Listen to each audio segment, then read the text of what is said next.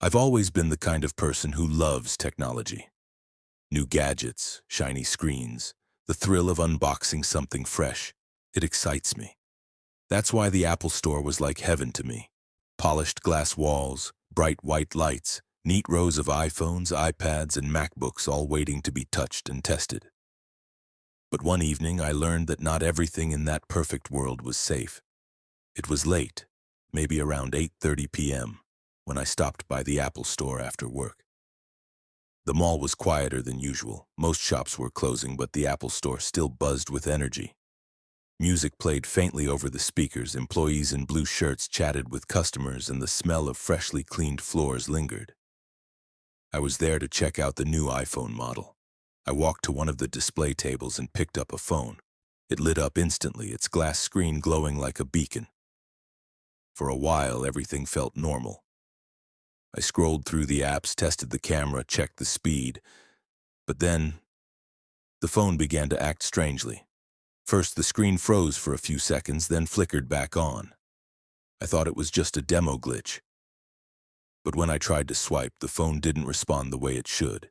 Instead of opening the menu, the camera app launched by itself. The front camera turned on. I was staring at my own face, slightly distorted by the wide lens. Then the camera flicked front to back, back to front, like someone else was controlling it. I pressed the home button, but it didn't respond. My reflection stared back at me, the store's bright lights bouncing in the background. And then something impossible happened. A face appeared in the screen behind me. I spun around immediately, my heart jumping into my throat. The table was empty. No one stood close enough to be reflected. I turned back to the screen. Nothing. Just me again. I laughed nervously, convincing myself it was a trick of the light, maybe a glitch in the camera. But as I put the phone down, it buzzed in my hand. A call was coming through. Unknown number. I frowned. Demo phones weren't supposed to receive calls. Hesitating, I swiped to answer. Slowly, I lifted the phone to my ear. For a few seconds, there was only silence. Then a faint whisper. "Don't look behind you." The voice was so soft, so cold that every hair on my body stood up. I spun around anyway, of course I did, but again the space behind me was empty. Customers chatted at the far end of the store, an employee typed on an iPad, everything normal. But the phone in my hand was still pressed to my ear, and the line hadn't gone dead. "Who is this?" I whispered, my voice trembling. The whisper came again, clearer this time. "We can see you." I dropped the phone onto the table with a clatter. A few people turned their heads, but no one seemed alarmed. My pulse hammered in my chest as I backed away from the display.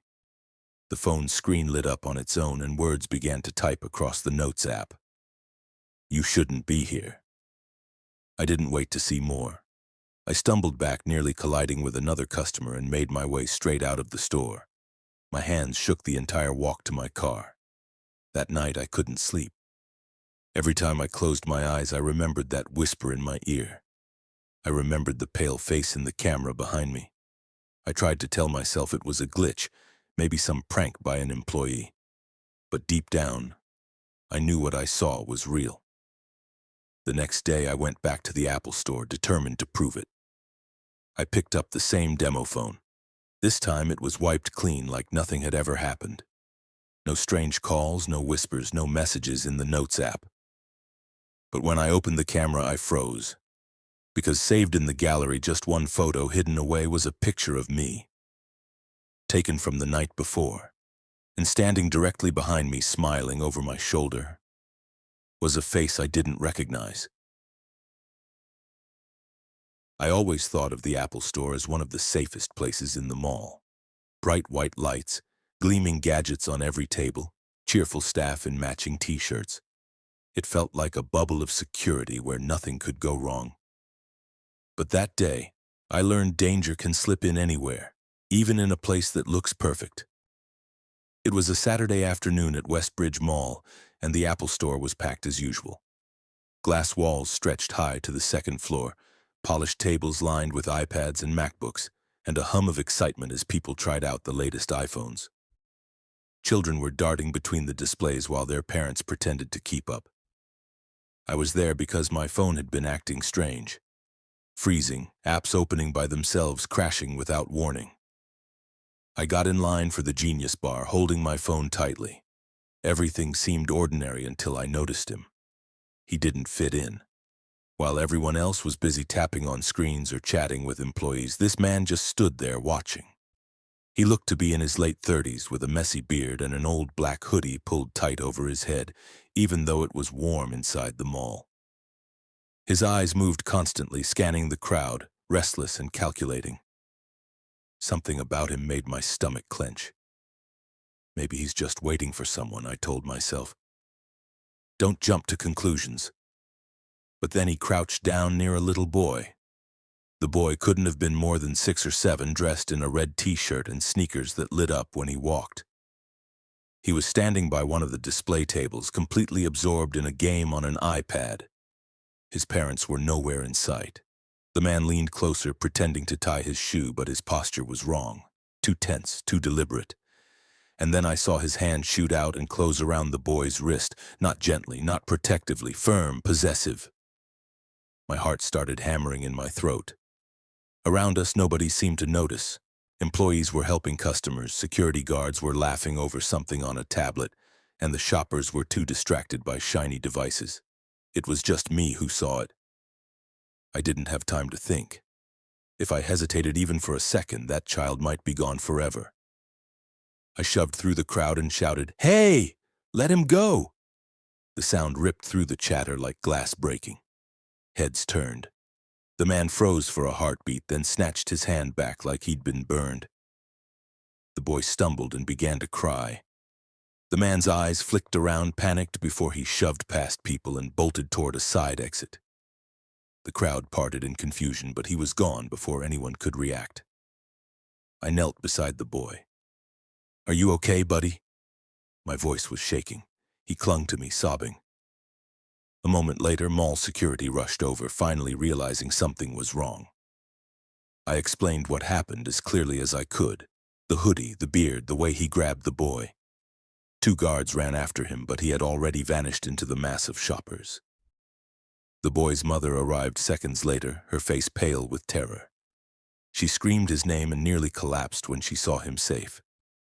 She fell to her knees, hugging him so tightly he could barely breathe, crying over and over, "If you hadn't seen him, if you hadn't said anything." All I could tell her was, "I'm just glad he's safe." But inside, I was shaken to the core. Police came, asked questions, took my statement, and reviewed the store's security footage. But their voices carried no real hope. The cameras were too blurry, too crowded. The man had slipped through like smoke. That night, when I finally got back to my car, I sat gripping the steering wheel for a long time before driving. Every face in the mall seemed suspicious now. Every stranger a potential threat. Weeks passed, and the police eventually confirmed what I already feared. They hadn't identified the man. He was still out there somewhere, free, waiting. I still go to the mall sometimes, but I'm different now. My eyes scan every corner, every passerby. The Apple Store doesn't feel bright and safe anymore. I know now that evil doesn't always look like a monster in the dark. Sometimes it's just a man in a hoodie, blending into the crowd, waiting for the right moment to reach out and take what isn't his. I always thought Apple stores were safe. Bright white lights, sparkling counters, friendly employees, and the faint hum of music in the background. It was a world separate from the chaos outside. But that Saturday afternoon, I learned how quickly that illusion can shatter. I had been saving for months for the new iPhone 16 Pro Max. My old phone was practically useless, overheating, lagging, and freezing at the worst possible times. I had picked up extra shifts at the cafe, cut out all unnecessary expenses, and even pawned some old gadgets just to make it happen. That morning, the sun was shining crisp and golden, and I felt a mix of excitement and exhaustion as I walked into Orchard Tech Store, Pharaoh's version of an Apple store. Inside, it was chaos. Lines snaked around tables, people jabbed at iPads like they were treasure maps, and kids darted around squealing. The air smelled like electronics, coffee from the mall's nearby cafe, and a faint undertone of disinfectant. I joined the launch line, clutching my old cracked phone and hoping enough stock was left. As I waited, I noticed a man pacing near the windows. He wore a dark green hoodie and kept glancing toward the line. Something about the way he moved made my skin crawl. It wasn't casual. It was predatory, calculating. A second man, shorter and bulkier, lingered behind him, their presence oddly synchronized like predators on a hunt. Finally, it was my turn. A young employee named Mason greeted me. Spiky blonde hair, bright smile, but tired eyes that hinted at too many days of managing launch chaos. "What can I get for you today?" he asked. I told him the model, storage, and color. He typed into his iPad, confirming a few remaining units. My heart pounded. I had done it. I was finally going to get the phone I'd been dreaming about for months. Payment was nerve-wracking, but somehow I swiped my card and got the White Orchard tech bag in my hands. The AirPods I'd impulsively added made my purchase feel heavier than just money. They were pieces of months of hard work and sacrifice. I stepped outside, and the excitement of victory hit me briefly. Then something dark settled in my stomach. The man in the green hoodie and his companion were following me. Not too far, but close enough that my gut screamed danger. I quickened my pace, ducking into a side street, but they matched me step for step. Panic rose. My bag slammed against my thigh as I ran toward the parking garage. The concrete smelled faintly of oil and dust, the echo of our footsteps bouncing off the walls. Halfway up the ramp, the man in the hoodie lunged, grabbing the back of my jacket. I yanked free but stumbled, sending the bag flying a few feet. The struggle was sudden and brutal. The shorter man grabbed for the bag and I lunged to protect it. Boxes of my new iPhone and AirPods spilled onto the cold concrete. I swung blindly, connecting a punch with someone's jaw, then took an elbow to my side that knocked the air out of me. Pain radiated along my ribs, but adrenaline kept me moving.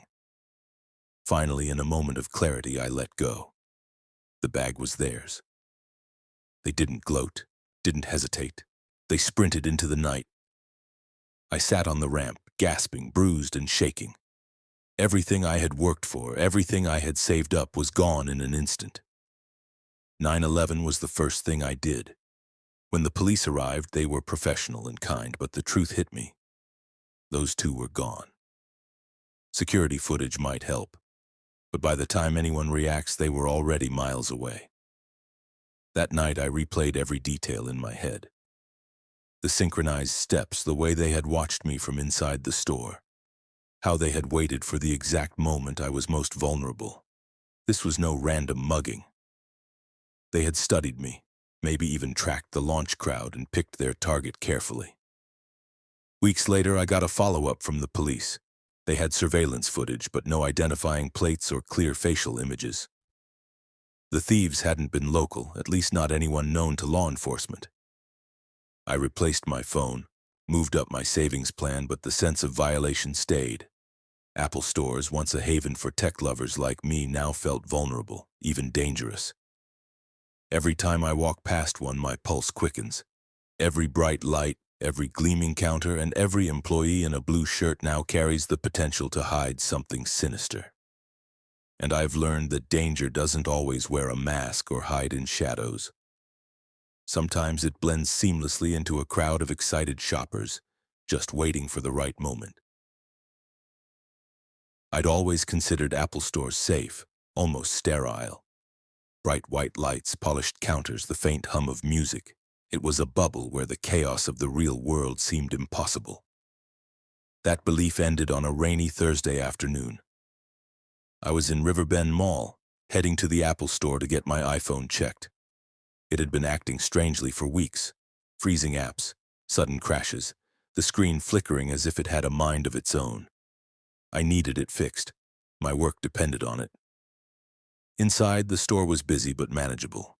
Shoppers tapped at iPads, families wandered past MacBooks, and employees in blue shirts moved efficiently, helping people with smiles and patience.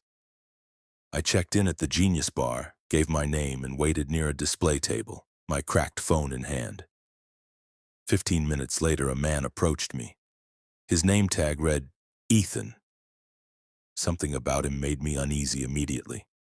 Tall, thin, with messy black hair and a nervous twitch in his left eye.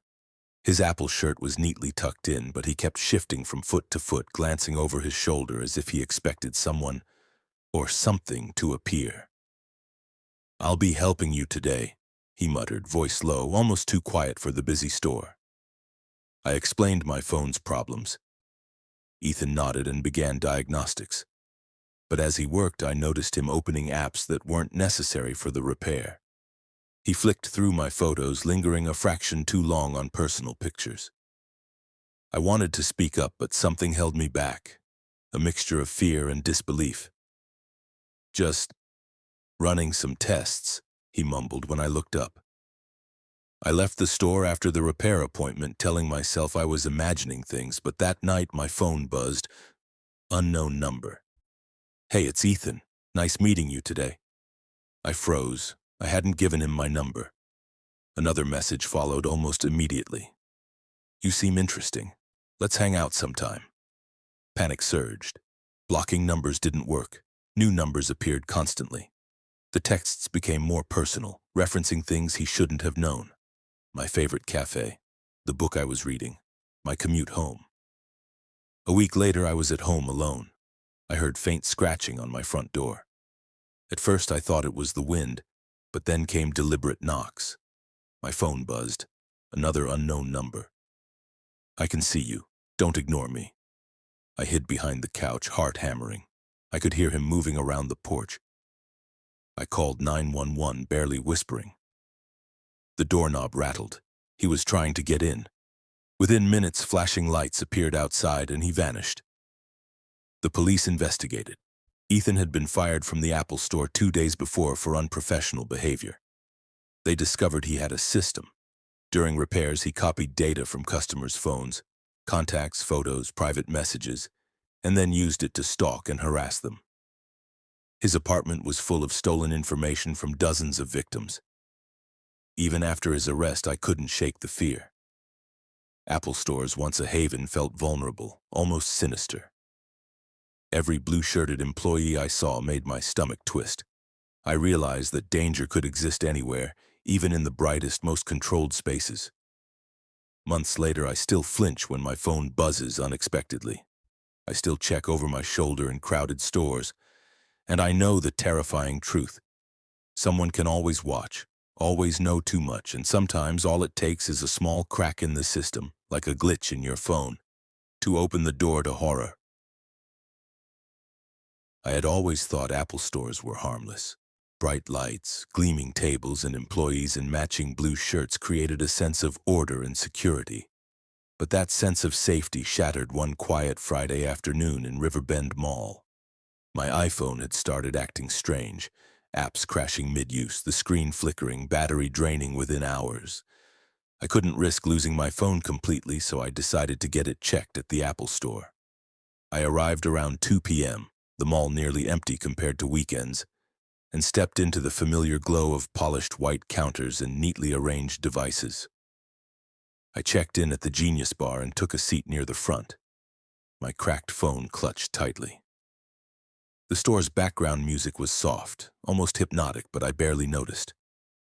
My attention drifted to the employees assisting customers, all moving efficiently, answering questions and demonstrating devices. Then I saw him. He stood near the iPad display tables, tall, with broad shoulders that seemed almost too rigid. Dark hair fell over his forehead, and his blue Apple shirt was immaculate, tucked neatly into his pants. But his gaze was unsettling. It wasn't directed at the devices or customers. It was on me. Constant, unblinking. When he approached the Genius Bar, he introduced himself as Ryan, assigned to assist me. There was a strange stiffness in his posture, a mechanical precision in the way he moved, like he had rehearsed every motion. I brushed it off at first, telling myself I was being paranoid. As Ryan examined my phone, I noticed odd things. He kept unlocking apps I hadn't mentioned, lingering on personal photos longer than necessary.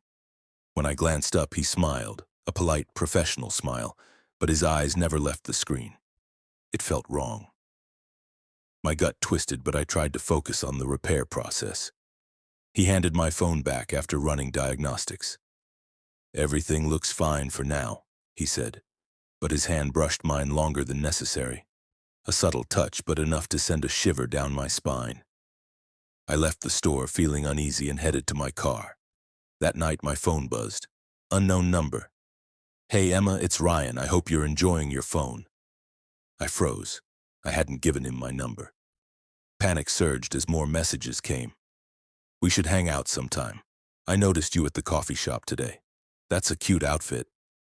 My fear escalated when he began showing up where I didn't expect him. Outside my apartment, near the grocery store, sometimes just across the street, standing silently watching.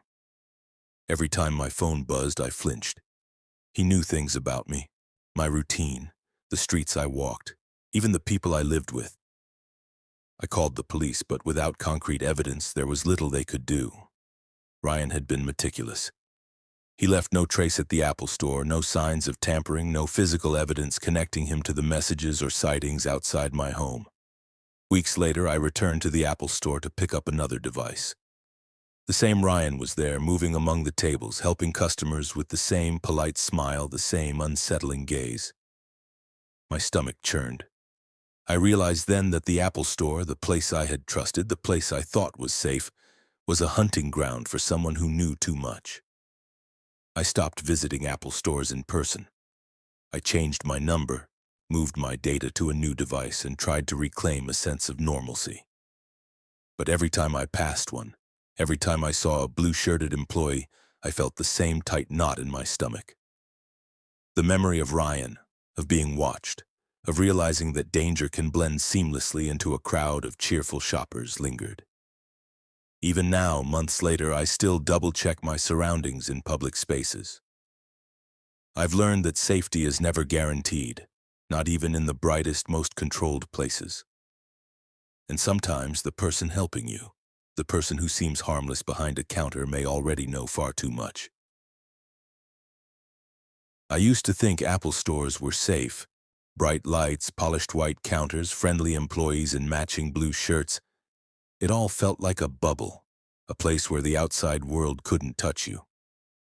That belief ended abruptly one Saturday afternoon in Riverbend Mall. It started with my iPhone.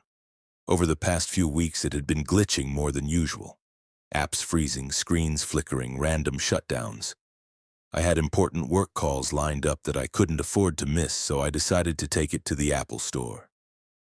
When I arrived, the store was moderately busy. Families wandered between tables, kids tapped on iPads, couples argued softly over which MacBook to buy. I checked in at the Genius Bar and waited near a display table, tapping anxiously at my cracked phone. A man approached me, mid-30s, tall, lean, wearing the standard blue Apple shirt. His name tag read, Derek.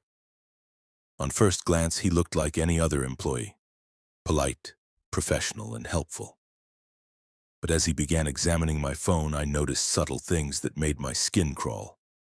He kept glancing around the store, his eyes darting quickly as if expecting something or someone to appear. Occasionally, he would tilt my phone toward himself just slightly to view screens he had no reason to see. My heart thumped. I tried to focus on the repair, telling myself I was imagining it. After a few minutes, Derek set the phone down and said, "I'll need to run some deeper diagnostics. It shouldn't take long, but you might want to wait around for about an hour." I stepped away, wandering the store, but as I passed the iPad tables, I noticed him standing a little too close to a customer, adjusting a device while subtly looking around. Every time our eyes met, he smiled. But it wasn't friendly, it was calculating. An hour later, I returned to pick up my phone. Derek handed it to me, his fingers brushing mine slightly longer than necessary. "Everything looks fine for now," he said. His smile lingered just a moment too long. That night, my phone buzzed. Unknown number. "Hey, Emma, it's Derek. Glad we met today." I froze. I hadn't given him my number. Then more texts came, each one more unsettling. "I saw you checking out the MacBooks today." Cute shirt, by the way. I noticed you prefer the corner tables when you visit coffee shops. Funny, right? Panic gripped me. He knew things I hadn't shared. Blocking his numbers didn't help. New ones appeared almost immediately. The following week, I returned to the store to pick up a different device. Derek was there again, moving among customers, offering advice and smiles. Something about his presence felt wrong, almost predatory. I noticed him adjusting small devices at the display tables, tablets, phones, even MacBooks, sometimes just slightly, sometimes in ways that seemed unnecessary. Days later, I discovered why. My phone, which had been quiet overnight, began alerting me with unusual activity. Certain apps had logged in unexpectedly, files had been accessed, and the camera appeared to have been used without my knowledge. Horrified, I checked the security settings. Someone had installed spyware, software capable of tracking my location, recording audio, and even activating my camera remotely. Every time I walked into public spaces, I felt the invisible eyes on me. I realized Derek had been installing spyware during repairs, carefully hiding it from detection. I went to the police. They launched an investigation and discovered a disturbing pattern. Derek had targeted multiple customers over several months. He had been exploiting his position at the Apple Store to copy personal data, install spyware, and monitor victims outside the store. His apartment contained dozens of devices, wires, and monitors tracking real people in real time. Even after he was arrested, the terror didn't leave me.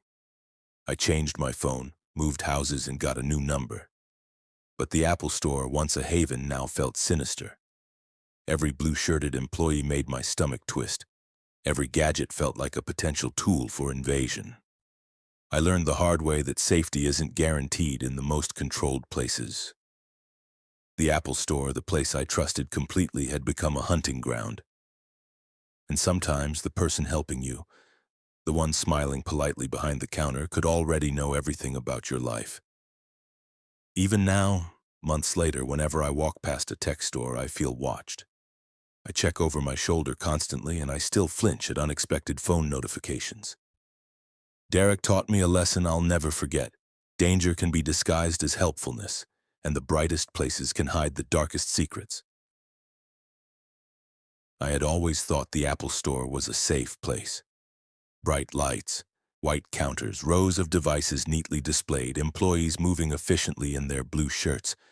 It was a bubble of order in a chaotic world. But one Monday afternoon changed everything. I was there to fix my iPhone. It had started glitching severely, apps freezing, battery draining in minutes, the screen flickering randomly. Work calls were constantly interrupted, and I couldn't afford a new phone. I arrived at the store around 1:30 p.m., and the place was moderately busy. I checked in at the Genius Bar and waited near a display table, idly tapping at my cracked phone. Then I noticed him.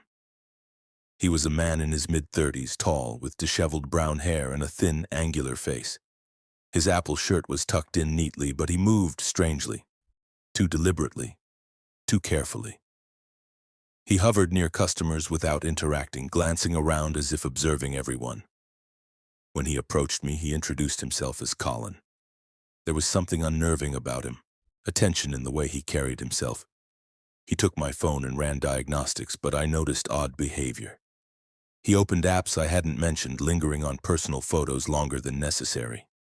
Each time I looked up, he would quickly smile and say, "Just making sure everything's okay." I tried to shake it off as paranoia. Maybe he was just meticulous. After a while, he handed the phone back. "Looks fine for now," he said, but his hand brushed mine in a way that lingered. I stepped back quickly, forcing a polite smile. That night, my phone buzzed. Unknown number. "Hi, Emma, it's Colin. I noticed you today. You looked busy." My stomach dropped. I hadn't given him my number. The texts continued. "I saw you at the coffee shop this morning. Cute scarf. You always sit near the window, don't you?" Panic gripped me. He knew things I hadn't shared. Blocking numbers didn't help. He continued using new ones. Days later, I noticed strange activity on my phone. Photos I hadn't opened were viewed, apps activated on their own, and sometimes my microphone seemed active even when nothing was running. Colin had installed spyware during the repair. Every action, every movement, every word I said near my phone could be monitored. I went to the police, and they began an investigation. They found that Colin had a history of exploiting positions in tech stores to spy on customers. During repairs, he would copy data, install software, and track victims afterward. His apartment contained dozens of devices, multiple monitors, and logs tracking hundreds of people. Even after his arrest, the paranoia didn't leave me. I changed phones, changed my number, and even moved apartments. But every Apple store I passed made my stomach twist. The once bright, safe environment now felt threatening. Every blue-shirted employee made me wary. I learned a harsh truth. Safety is never guaranteed. The people helping you could be watching, learning, and waiting, and sometimes danger hides in the brightest, most controlled places. I had always trusted Apple stores. Bright lights, neatly organized devices, friendly employees in matching blue shirts. It felt like a safe, controlled environment. That illusion shattered on a Thursday evening. My iPhone had been glitching for weeks. Apps crashing, the screen flickering randomly, notifications failing to appear. Work depended on it, so I couldn't wait. I drove to the Riverbend Mall Apple store around 6 p.m., hoping it wouldn't be too busy. The store was moderately crowded. Families wandered between tables, teenagers tapped on iPads, couples debated over MacBooks. I checked in at the Genius Bar and took a seat near a display table. That's when I noticed him. He was a man in his early 30s, tall and wiry, with dark, unkempt hair and a scruffy beard. His Apple shirt was tucked in, but his movements were stiff, precise, almost unnatural. He hovered near a group of customers without interacting, glancing around constantly. When he approached me, he introduced himself as Logan. From the start, there was something unsettling about him. His smile was polite but forced, and his eyes never quite met mine. He took my phone and ran diagnostics, but as he worked, I noticed subtle oddities. He opened apps I hadn't mentioned, lingered on personal photos, and occasionally typed something on the Notes app that I couldn't see. Each time I tried to glance at the screen, he subtly shifted the device away. "Everything looks fine for now," he said finally, handing the phone back. But his hand lingered just a moment too long, brushing mine. My stomach twisted. I left the store telling myself I was overreacting. That night, my phone buzzed. Unknown number. "Hi, Emma, it's Logan. Hope you're enjoying your phone." I froze. I hadn't given him my number. Then more texts appeared. "I saw you walking your dog this morning. Cute leash. You live on Maple Street, right? I think I walked past your house today." Fear surged. He knew too much. Blocking his numbers didn't help. New numbers appeared, each one more detailed than the last. He knew my routines, my favorite coffee shop, even when I left for work. A week later, I returned to the Apple store to pick up a different device. Logan was there again, moving among customers with the same polite smile. I noticed him subtly glancing at everyone around him, but especially at me. I realized then that the Apple store, the place I had trusted, had become a hunting ground. One evening, I found him outside my apartment, standing silently across the street watching. My phone buzzed at the same time. "I see you. Don't worry, I'm not far." I called 911, hiding behind my curtains. Police arrived quickly, but Logan vanished before they could reach him. Investigators discovered he had been installing spyware on devices during repairs, tracking customers for weeks. His apartment contained monitors, logs, and cameras set up to watch victims remotely. Even after his arrest, the fear didn't leave me. I changed my phone, moved apartments, and changed my number. But Apple stores no longer felt safe. Every employee in a blue shirt made my stomach twist. Every gleaming counter and bright light reminded me of how easily trust could be exploited. I learned a harsh lesson. Danger can lurk in the most controlled, ordinary places. Sometimes the person helping you, the one smiling politely behind a counter, already knows too much. And the most mundane act, handing someone your phone, can open the door to unimaginable horror. Even now, months later, every time my phone buzzes unexpectedly, my heart races. Every store I pass, I glance over my shoulder, wondering if someone is watching, waiting, calculating. Because Apple stores, for all their brightness and order, are just buildings. And the real threat isn't the walls or the devices, it's the person standing behind the counter. It was a cold November evening when Kevin signed up for the overnight shift at the Apple store in downtown Portland. He wasn't supposed to be there. His coworker Jamie had called out sick, and the manager begged him to cover. Kevin didn't mind at first. He liked the quiet nights. The Apple store was all glass and light, polished white tables, spotless devices lined up like obedient soldiers, the faint smell of plastic and fresh cardboard lingering in the air. The front windows looked out onto an empty street. At night, the city felt dead, and inside the store it was even worse. The silence pressed in like a heavy blanket. At 11 p.m., Kevin began his routine, checking devices, locking away iPhones, making sure iPads were synced. Every step echoed against the smooth walls. He kept telling himself, easy night, just a few hours, then home. But at 11:32 p.m., he noticed something strange. One of the display iPhones turned on by itself. The screen lit up, bright and cold, showing the familiar Apple logo. Kevin frowned. That wasn't unusual, maybe it was updating.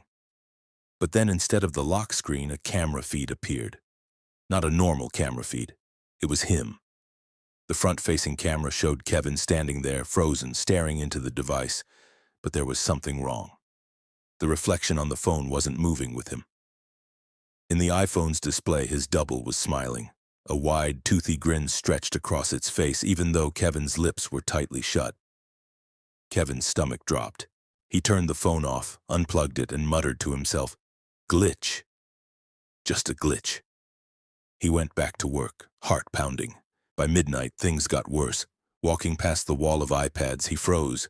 Every single one of them was on, despite being in demo mode. All the screens showed the same thing, black and white security footage of the store, grainy and distorted like an old VHS tape. In each feed, he saw himself moving from table to table, except, no, not quite him. The figure was taller, gaunter. The face always slightly turned away from the camera, but smiling that same awful smile. Kevin felt sweat gather at the back of his neck. He pulled out his phone to call his manager, but there was no service inside the store, not even Wi-Fi. He swore under his breath. Then he heard it, a soft tap, tap, tap against the glass storefront. The streets outside were dark and empty, but when Kevin walked closer, he saw someone, or something, standing just beyond the glow of the store lights. A tall, thin figure. Its face pressed against the glass, leaving a foggy smear as it exhaled. It didn't blink, didn't move, just watched. Kevin stumbled back. When he turned toward the iPhones again, every single one lit up at once. Their lock screens were gone, replaced with a single line of text glowing white on black. "Let me in." The lights above flickered. The music system, which usually played cheerful pop during the day, crackled to life with static. Through the noise, Kevin swore he heard whispers, fragmented words, distorted voices. He grabbed the store keys and bolted for the back exit. The lock jammed. His shaking hands couldn't get it to turn. Behind him, the static grew louder. He glanced at the glowing devices, and now every screen, MacBooks, iPads, iPhones, showed the same thing. The front-facing camera feed. All of them pointed at him. But in every screen, he wasn't alone anymore. The smiling figure was standing right behind him, its hand reaching for his shoulder. Kevin spun around. Nothing. Just empty air. 1:15 a.m. He sat crouched behind the Genius bar, clutching a screwdriver like a weapon. His breaths came in ragged bursts. Every few minutes he heard the sound of footsteps walking the polished floors, deliberate, dragging footsteps that weren't his own. The devices began to chant together. Not words exactly, but a distorted digital moan rising and falling like thousands of voices crying through broken speakers. Kevin couldn't take it anymore. He sprinted toward the front glass doors, ready to smash his way out if needed. But when he reached them, the city outside was gone. Where Portland should have been, there was only endless black. No buildings, no streets, no sky, just void. And in that void, dozens of pale faces pressed against the glass from the other side. Smiling, watching, waiting. Kevin screamed and pounded on the doors. The faces mimicked his movements perfectly, slamming their pale fists in unison, grinning wider with every strike. At 4 a.m., the store lights flickered off completely. Silence swallowed everything. When the opening shift staff arrived the next morning, they found the store pristine. Every device was back in demo mode. No signs of forced entry. Except Kevin was gone. The only trace left behind was an iPad sitting on the Genius bar. Its screen displayed a front-facing camera view. A grainy, smiling version of Kevin stared back.